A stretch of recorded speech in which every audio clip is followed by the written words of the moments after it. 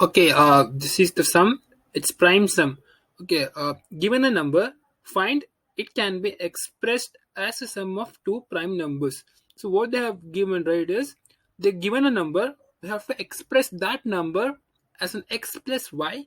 So both x plus y must be a prime number. Basically, it's sum of two prime numbers should be the value which they have given. So n is the value which they have given. I have to express this in a form of two prime number. If I can express, then I'll return s or else I'll return no.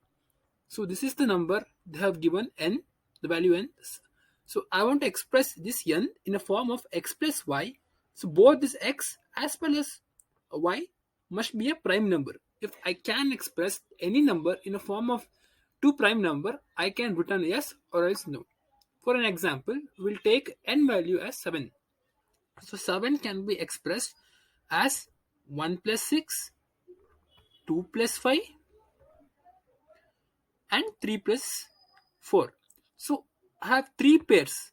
So out of these three pairs, this is x and this is y. Both x and y must be prime. So 1 and 6 is my first pair. 2 and 5 is my second pair. And 3 and 4 is my third pair.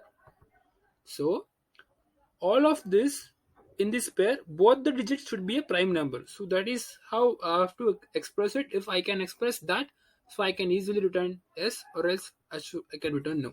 So yeah, this is the logic of the this.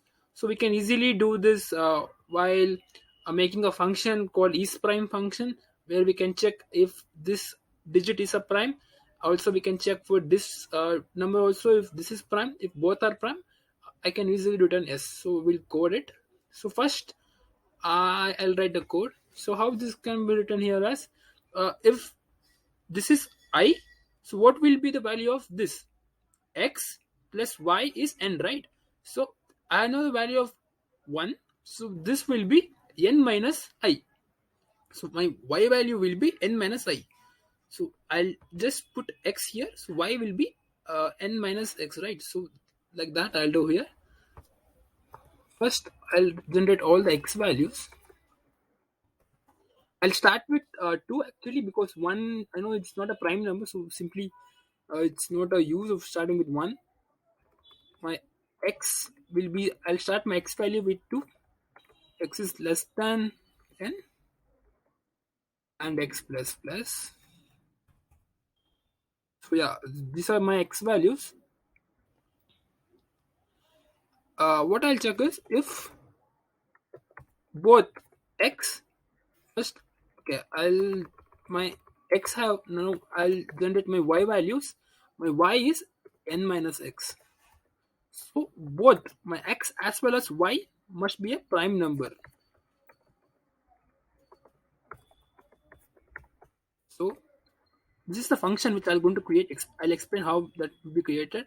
If both of my x as well as y is a prime number, then I'll return yes.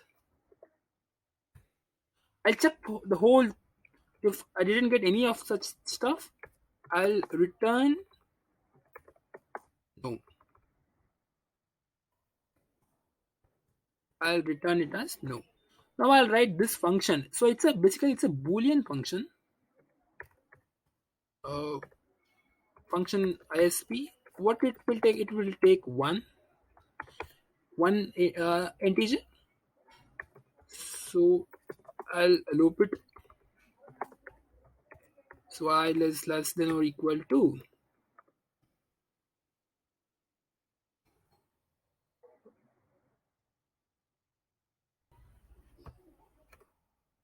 I will be starting from 2.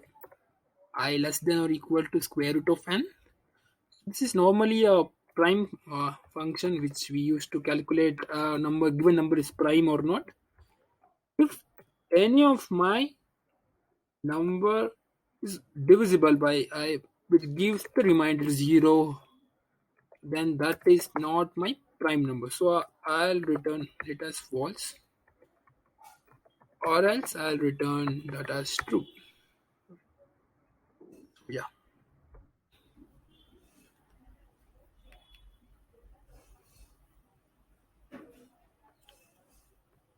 Okay, so this is giving me the correct answer,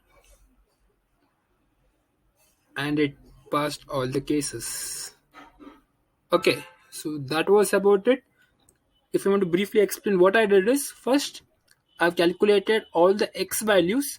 For that x value, I'll calculate the corresponding y value, because x plus y is n, so y I can easily calculate as n minus x. I'll check both if x and y are prime. If both are prime, I'll return yes, or else I'll return no.